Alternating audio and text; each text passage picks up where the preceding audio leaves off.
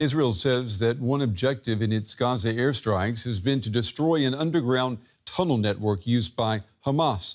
The tunnels are used to smuggle goods, including weapons, which are prevented by an Israeli blockade from reaching Gaza over land and sea.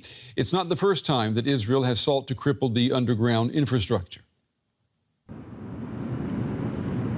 Israeli airstrikes hitting Gaza. Only one of a series of strikes that the IDF has carried out on alleged military targets. We've hit an Hamas naval unit and we continue to strike at underground infrastructure, the Hamas metro. The so-called metro is a network of tunnels, dozens of kilometers long, believed to be under the surface of Gaza, some beneath its cities, as well as smuggling tunnels connecting the strip to neighboring Egypt. An animated video released by the Israel Defense Forces provides what it calls an inside look at an Hamas metro tunnel. For over a decade, Gaza's tunnels have been lifelines to the outside world, passageways for importing essential goods as well as weapons under a long-standing Israeli blockade. They've also repeatedly been the targets of Israeli attacks. In January this year, a senior Hamas commander cautioned against continued use of the tunnels. Know this, the enemy has discovered a large part of the tunnels of the resistance. During the years, they've prepared for a campaign. Do not use tunnels unless you must. It's better for our warrior brothers to move on the surface. Hamas militants arrested Salih after the video was released. But the claims of the IDF that it's only targeting the tunnel system or other militant sites in the Gaza Strip are disputed. On Saturday, an Israeli airstrike destroyed a high-rise that housed Al Jazeera, the Associated Press, and other media organizations. Press freedom groups accused the military, which claimed the building housed Hamas military intelligence, of trying to censor coverage of Israel's offensive in the densely packed enclave.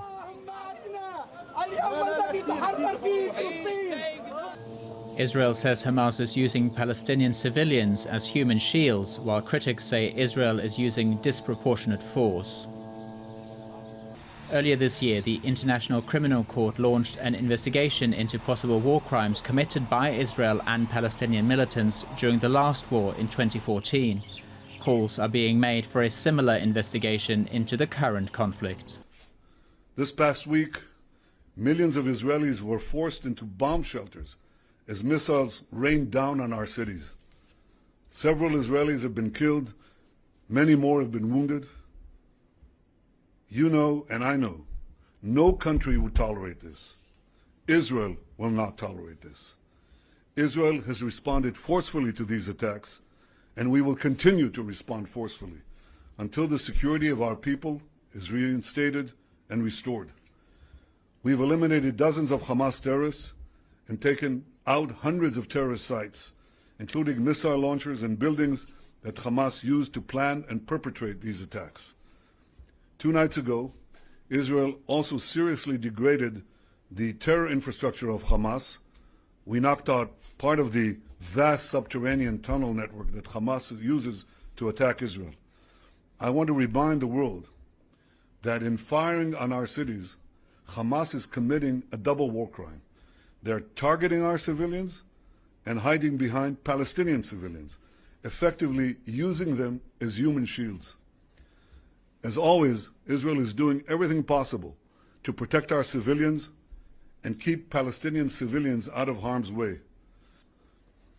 Defeating Hamas does not only serve Israel's interest, it serves the interests of all those who seek peace, stability, security in the Middle East. I want to thank Israel's many friends in the international community who have strongly backed Israel's action in defending ourselves. I want to thank the President of the United States, Joe Biden, and I want to thank the many countries, including European countries, that flew the Israeli flag in solidarity on their government buildings. No one should have any equivocation about the choice that is so clear here. And I want to thank President Biden for his clear and unequivocal support. You cannot equate a democracy that values life with a terror organization that glorifies death.